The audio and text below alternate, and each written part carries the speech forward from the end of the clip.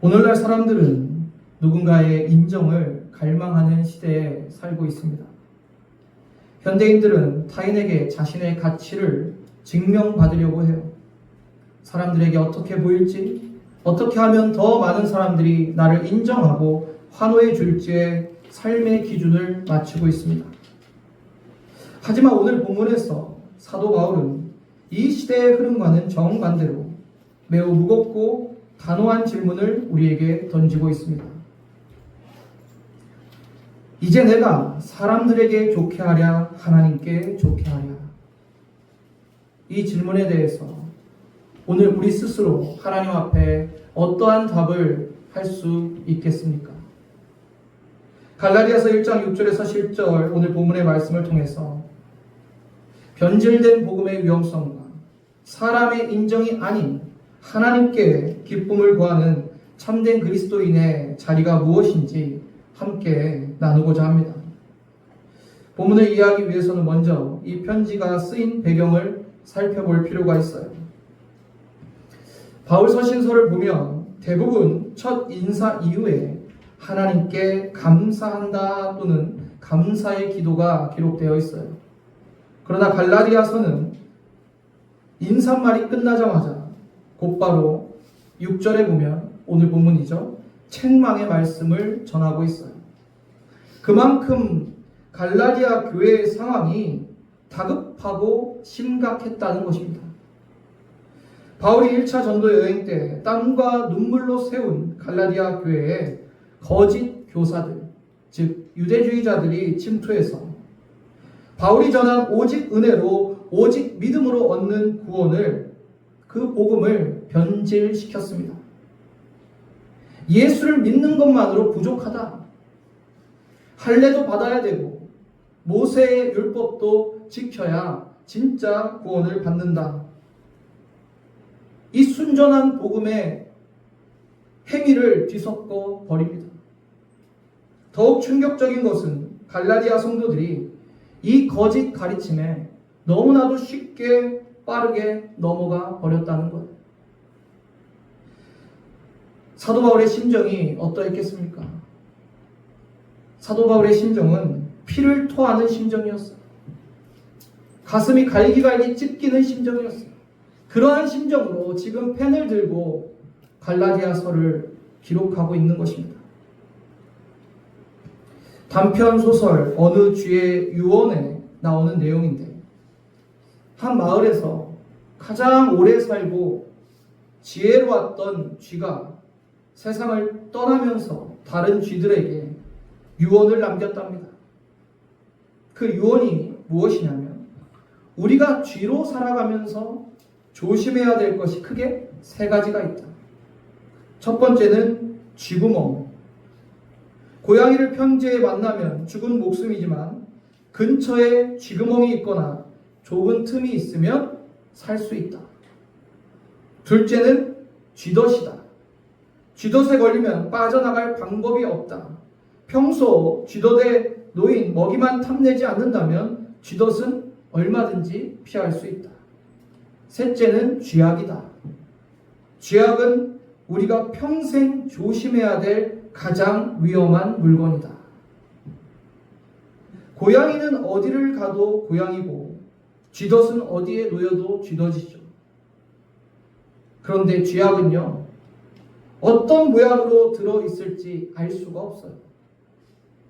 그러니 다른 무엇보다 쥐약을 먹지 않도록 각별히 조심해야 된다라고 말하고 있는 것. 여러분, 이처럼요, 거짓 복음은요, 쥐약과 같아요. 그럴듯하게 보여요. 괜찮게 보여요. 세련되게 보여요. 그러나 먹으면요, 우리의 영은 점점 죽어갑니다. 점점 죽어가요. 본인이 죽어가고 있는지도 깨닫지 못하고 죽어갑니다. 거짓 복음은 우리가 가장 경계해야 되는 거예요. 사람들의 눈과 마음이 가려져 가지고 자신이 죽어가는 줄도 몰라요. 말씀을 바로 알고 바로 믿고 바로 행하지 않고 성령의 인도하심으로 깨닫지 못한다면 거짓 복음에 미혹되고 맙니다. 본문 6절을 함께 읽어보시겠습니다. 시작. 그리스도의 은혜로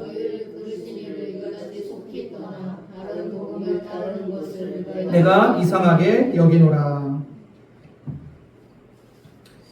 사도 바울은요, 갈라디아 교인들이 복음을 떠나는 속도에 경악하고 있어요.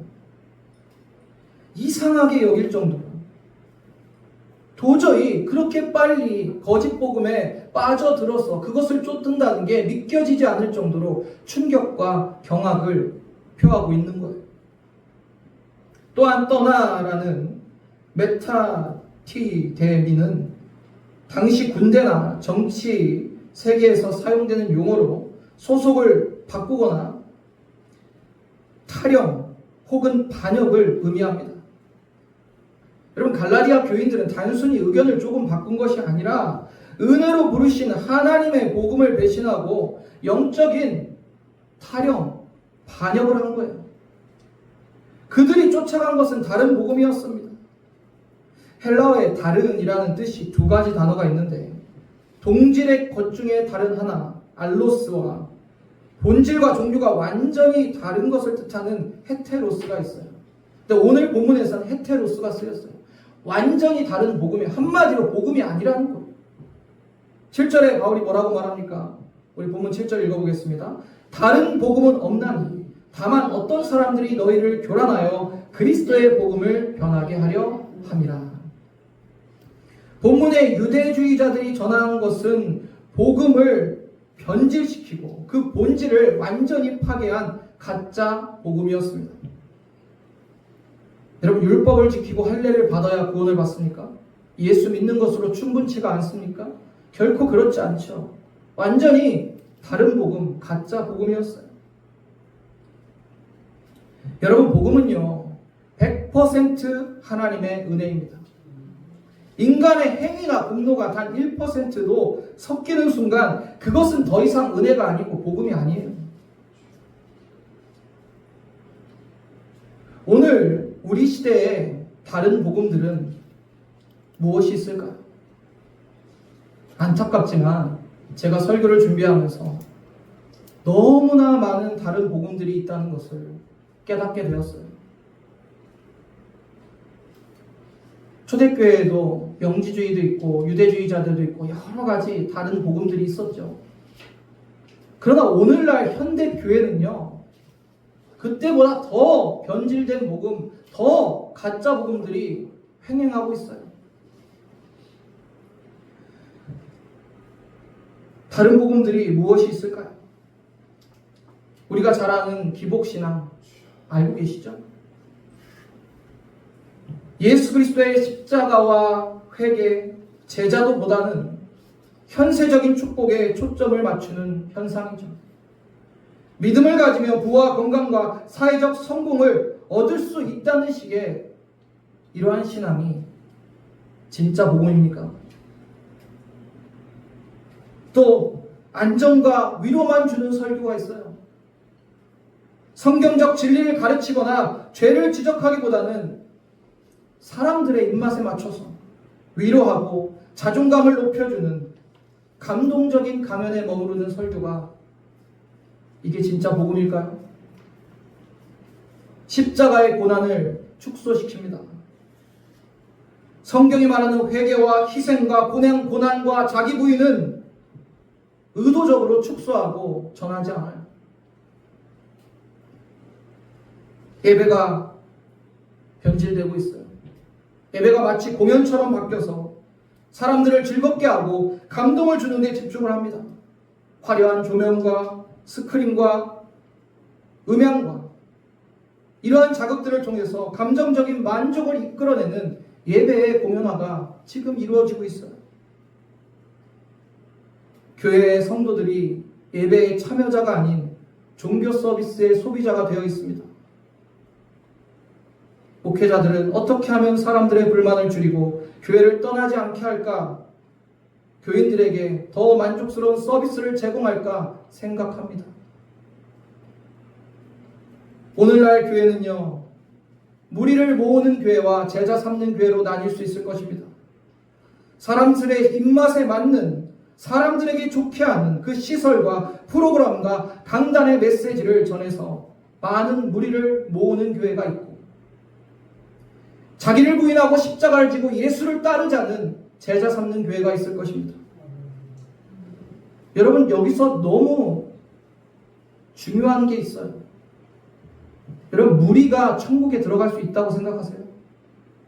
무리는요, 천국에 못 들어가요. 예수의 제자들이 천국에 들어갑니다. 예수를 아는 자들, 그냥 예수를 좋아하는 자들이 천국에 들어가는 게 아니란 말입니다. 아무리 많은 사람 모여서 무리를 많이 모아서 교회가 커지고 사람이 많아지고 그러면 성공한 교회입니까? 목회자들은 영적인 목자가 아니라 조직을 이끄는 전문 경영인처럼 변해버렸어요.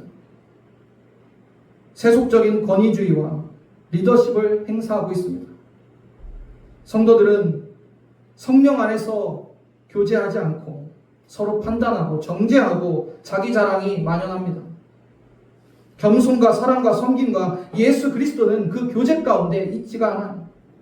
마치 친목회나 동호회와 같은 교제를 하고 있어요. 그것이 성령 안의 코이노니아입니까? 사랑하는 성도님들, 안타깝지만 우리가 놓여있는 이 시대 가운데 진짜 복음, 진짜 믿음을 찾아보기가 어려워요. 그런데 사실 이것을 인정하기가 쉽지 않아요. 한국교회 목회자와 성도들은 이 불편한 진실을 직면하고 마주하기가 아주 어렵습니다. 불편하거든요. 여러분, 불편해도 싫어도 우리는 직면해야 됩니다. 하나님 앞에서 변질된 복음이 만연하고 있고 썩고 부패한 우리의 모습이 분명히 있음에도 회개치 아니하고 이 거짓 복음, 변질된 복음이 마치 맞는 것처럼 쥐약처럼 우리에게 스며들어서 우리의 영이 점점 죽어가고 있는지도 모르고 살아가고 있다면 우리는 영적으로 깨어나야 될 줄로 믿습니다. 전에 한 청년이 저에게 이런 고민을 털어놨어요. 목사님, 직장인이면서 크리스천으로 살아가기가 참 어렵습니다. 어떻게 하면 좋을까요? 여러분 같으면 어떻게 대답해 주시겠습니까? 직장인이면서 크리스천으로 살아가기가 여러분도 어렵죠? 사회생활 하다 보면 하나님 말씀 다 지키기도 어렵고 그렇죠, 여러분? 여러분, 근데 이 질문 자체가 변질된 복음인 건 알고 계세요? 이 질문 자체. 아니, 무슨 질문이 문제가 있습니까? 직장인이면서 크리스천으로 살아가는 거 어려운 거 맞지 않습니까? 여러분, 복음이 무엇입니까? 나를 구원하시기 위해 십자가를 지고 죽으시고 부활하신 예수님을 나의 주인으로 믿고 영접하면 구원을 받고 영생을 얻는 거예요. 그렇다면 예수님을 믿는 순간 예수님이 나의 주인이 되시고 나는 그리스도에 속한 자, 그리스도인이 되는 것입니다. 그럼 여러분의 정체성은 무엇입니까? 직장인입니까? 그리스도인입니까? 그리스도인이에요. 그리스도인이면서 직장 생활을 하는 거예요. 그리스도인이면서 사업을 하는 거예요. 그리스도인이면서 여러분의 일을 하는 거예요. 그러니까 질문 자체가 잘못된 거예요. 직장인이면서 크리스천으로 사는 게 아니라는 거죠. 직장인이면서 크리스천으로 사니까 어려운 거예요. 여러분, 크리스천이면서 직장 생활을 해야죠. 여러분, 그리스도인이라면 하나님 말씀 지키고 행하는 게 당연한 거예요. 그건 어려운 문제가 아니라 당연한 거예요. 여러분의 정체성을 분명히 하시길 바랍니다. 이게 뒤바뀌니까 힘든 거예요. 제가 여러분께 늘 예배 전에 10분 전에 오셔서 함께 기도하고 찬양하자고 권면을 드립니다. 여러 번 드렸어요.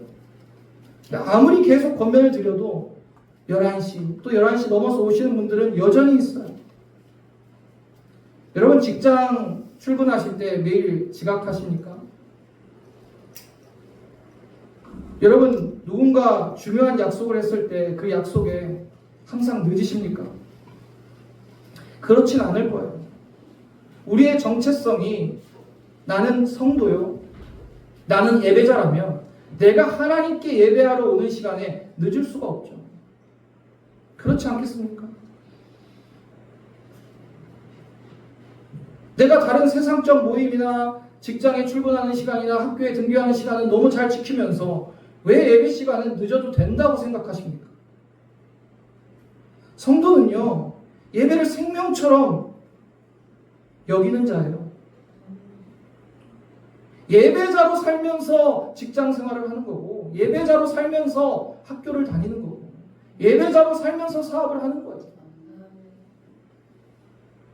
그냥 여러분 직장 생활 하다가 예배 한번 드리러 오는 게 아니라요.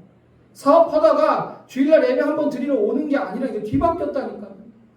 정체성이 분명하지가 않으니까 그러한 일들이 일어나는 것입니다. 오늘 본문 8절 9절을 보시겠습니다. 그러나 우리나 혹은 하늘로부터 온 천사라도 우리가 너희에게 전한 복음 외에 다른 복음을 전하면 저주를 받을지어다. 우리가 전에 말하였거니와 내가 지금 다시 말하노니 만일 누구든지 너희가 받은 것 외에 다른 복음을 전하면 저주를 받을지어다. 바울은요, 복음의 순수성을 지키기 위해서 무서운 선언을 합니다. 저주를 받을지어다. 영원한 멸망과 심판에 던져진다는 뜻이에요. 여러분, 다른 복음을 듣고 그것을 따르고 여러분의 신앙이 변질돼 버린다면 멸망과 심판에 던져질 수 있다는 것을 기억하시길 바랍니다. 여러분, 복음은요, 타협의 대상이 아니에요. 바울 자신이라 할지라도, 아니 하늘에서 내려온 영광스러운 천사라 할지라도 이 순전한 복음을 변질시키면 저주의 대상이라고 분명히 선언하고 있잖아요. 여러분, 복음은 모두 하나님께서 하셨어요. 하나님이 정하시고 하나님이 행하시고 하나님이 성취하시고 말씀하신 복음 외에 다른 복음은 없습니다. 우리가 믿는 진리, 시대의 유행이나 사람들의 입맛에 따라서 적당히 수정될 수 있는 것이 아닙니다. 신앙의 가장 강력하고 기초적인 기본기는 바로 순전한 복음이에요. 여러분에게 예수 그리스도가 주인이 되셨습니까? 여러분의 우선순위가 주님과 복음이 맞습니까? 여러분은 예배자로 살면서 이 세상 속에 하나님의 영광을 나타내고 있습니까? 여러분, 이 기본기가 타협되고 수정되고 바뀌는 순간 여러분의 신앙의 뿌리부터 썩어 들어가는 거예요. 본문 10절을 함께 읽어보겠습니다. 시작. 이제 내가 사람들에게 좋게 하랴 하나님께 좋게 하랴 사람들에게 기쁨을 구하랴 내가 지금까지 사람들의 기쁨을 구하였다면 그리스도의 종이 아니니라. 여러분 어떻습니까? 사람에게 좋게 하시겠습니까? 하나님께 좋게 하시겠습니까? 사람에게 좋게 한다면 사도 바울은 나는 하나님의 종이 아니다, 나는 그리스도의 종이 아니다라고 선언하고 있어요. 이게 무슨 말입니까? 나는 결코 사람에게 좋게 하지 않겠다는 거예요. 나는 오직 하나님을 기쁘시게 하고 하나님께 좋게 하고 진리를 따르고 순전한 복음을 지키겠다는 거예요. 여러분, 이 좋게 하랴라는 원어적인 뜻은 환심을 사다, 이런 뜻이에요. 환심을 사다.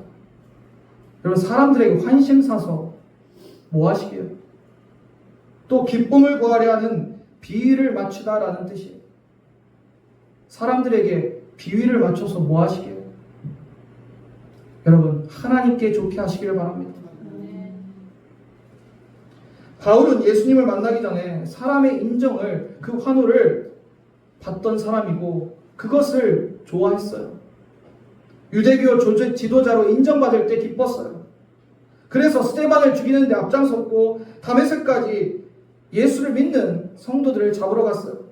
그러나 부활하신 주님을 만난 이후에 그의 삶은 오직 예수였어요. 예수님만이 사도 바울의 인생의 주인이며 우선순위의 1번이었습니다. 그는 말합니다. 사람에게 좋게 하려 하나님께 좋게 하려. 여러분, 나 자신에게 좋게 하는 것도 사람에게 좋게 하는 거예요. 우리가 신앙생활 한다고 하지만 나 자신에게 좋게 하는 결정을 할 때가 얼마나 많습니까? 그렇지 않아요? 예배에 나와야 되는 시간에 세상 모임에 나가고 목장 모임해야 될 시간에 나 바쁘고 일 있다고 가버리고, 도대체 우리의 우선순위는 무엇입니까? 아니, 우리는 나 자신에게 좋게 사는 겁니까? 하나님께 좋게 사는 겁니까? 내게 맡겨진 직분과 사명의 자리를 너무 쉽게 이탈하면서 나는 순전한 복음을 믿고 있습니다라고 하나님께 말씀드릴 수 있어요? 사랑하는 여러분, 예수를 주인 삼고 나는 죽고 예수로 사는 자, 자기를 부인하고 복음을 위해 묵묵히 십자가의 길을 걷는 자들, 하나님을 기쁘시게 하는 자들이, 하나님께 좋게 하는 자들이에요.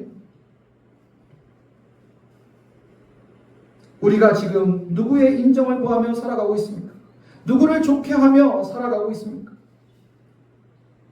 복음의 본질이 얼마나 퇴색되어져 버리는 이 현상 속에서 거짓 복음이 난무하고 신앙의 가치가 세상의 가치로 변질되어 있는 이 시대 가운데 하나님께 좋게 하는 아가페 교회 성도들이 되시기를 바랍니다.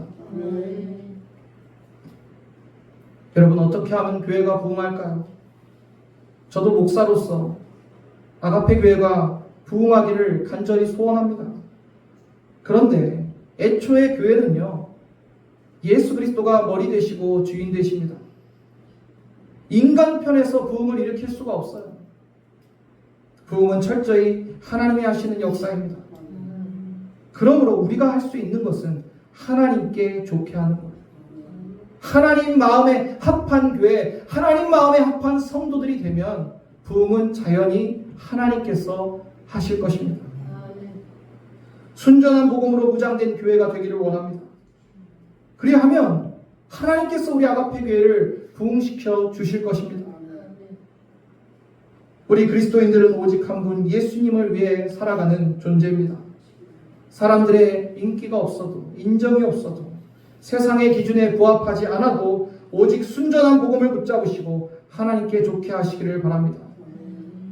내가 지금까지 사람들의 기쁨을 구하였다면 그리스도의 종이 아니니라라는 이 바울의 고백이 오늘 저와 여러분의 고백이 되고 뼈아픈 자기 반성과 회개의 시작이 되었으면 좋겠습니다. 오늘 이 위대한 신앙의 결단이 저와 여러분 가운데 있기를 주님의 이름으로 축원합니다.